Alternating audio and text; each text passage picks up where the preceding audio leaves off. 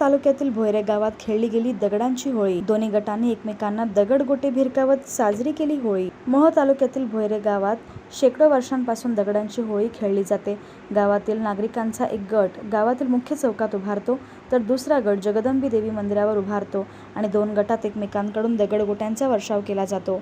धुलीवंदना दिवशी ही दगडांची होळी खेळली जाते। संध्याकाळी 5 वाजता होणाऱ्या या होळीसाठी गावातील तरुण सकाळपासून दगडगोटे गोळा करतात।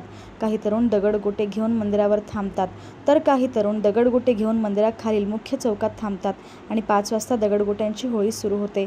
एकमेकांवर तुफान दगडफेक केली जाते। जास्त व्यक्तीला दगड लागले तर गावात पाऊस काळ जास्त होतो, कुणाला दगड नाही लागला तर गावात दुष्काळ पडतो, अशी गावातील लोकांची धारणा आहे। राजा रामदेवराय यादव यांच्या काळात हेमाडपंथी पद्धतीचे जगदंबा देवीचे मंदिर गावात आल्यापासून ही होळी खेळली जात असल्याचे मत ग्रामस्थांनी व्यक्त केले आहे। तुझं नाव सांग बेटा, हे काय तुमच्या गावातली परंपरा काय? तुझं नाव सांग। माझं नाव तन्मय भोसले। ह्या गावात आज आम्ही दगड फेक बघायला आलो होतो। आज काही जणांना दगड लागला। ह्या गावात असं मानलं जातं की दगड ज्या जितक्या जणांना लागतो तेवढे वर्ष पाऊस चांगला येतो, आणि जर एखाद्याला मुक्का मार लागला आणि जर रक्त आलं नाही तर काय नाही, पाऊस नाही पडत। आणि हे खूप पुरातन मंदिर आहे। मी बालाजीसाठी आज या ठिकाणी आमचे दुलवडीला वर्षानुवर्ष पिढ्यानपिढ्या चालत आलेला असा रीतिरिवाजानुसार हा दगडाचा खेळ या ठिकाणी खेळला जातो।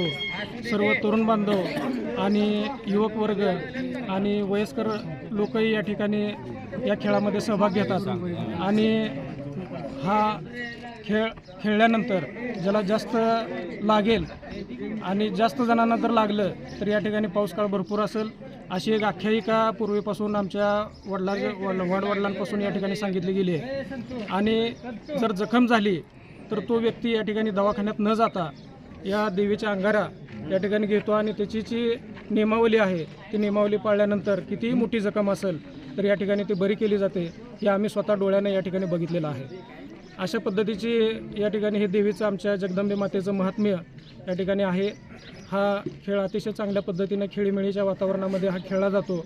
कोणतेही मनामध्ये वैर न ठेवता हा खेळ खेळला जातो।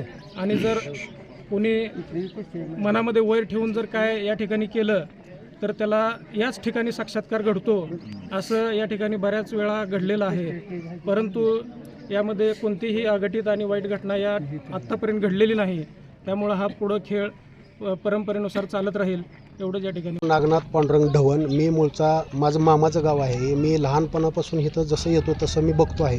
आता लहानपणी मला एवढं कळत नव्हतं, पण आमच्या घरच्यांबरोबर मी येत होतो आणि दगडं खेळण्याची परंपरा ही बघत होतो। धुलवडीच्या दिवशी परंपरेनुसार पहिल्या पंजोबाच्या आणि किती पिढ्या असतील त्याच्या मागचं सांगता येत नाही, तेव्हापासून ही सुरुवात झालेली आहे। तसं मंदिराच्या बाबतीत सांगायचं झालं म्हणलं तर हे खूप यादवकालीन मंदिर आहे, जुनं मंदिर आहे, पुरातन मंदिर आहे। ह्याच्यामध्ये शिखराचं जीर्णोद्धार वगैरे करायच्या टायमाला ज्यावेळेस मंदिराचं शिखराचं काम चालू केलं त्यावेळेस त्याच्या यादवकालीन भांडी वगैरे सापडली त्याच्यामध्ये, आणि नंतर मग हे मंदिर पूर्ण झालं, म्हणजे शिखराचं काम पूर्ण केलेलं आहे। आणि खूप दगडाची ही होळी मानली जाते, रक्तरंजित होळी मानली जाते। ज्या वर्षी जास्त जणांना दगड लागला जातो, रक्त जास्त निघलं, त्या वर्षी चांगला पाऊस आहे असं मानलं जातं। आणि इथली परंपरा बी आहे तशी, ज्या वर्षी जास्त दगड लागतो त्या वर्षी खूप पाऊस पडतो इकडं आणि सुख समाधानानं सगळे लोक राहतात। तुम्हाला अनुभव आला का? हो, मी बरेच वर्ष म्हणजे जवळजवळ 5 वर्ष मी दगड खेळलेलो आहे। मला 5 वर्षही लागलेलं आहे आणि 1 वर्ष मी खेळलो नव्हतो माझ्या काही कारणास्तव। मी भिंतीच्या पड्याला थांबलो, तरी पण कुठनं दगड येऊन कसा लागला मला माहीत नाही, माझ्या हाताचं रक्त निघलं। मग मी तिथून परत दगड खेळायला दगड लागलं, रक्त आल्यानंतर पाऊस झालेला तुम्हाला अनुभव? हो हो हो हो, भरपूर माझा अनुभव आहे। आणि मी पहिल्यापासून जसं मला कळतं तसं मी येतो।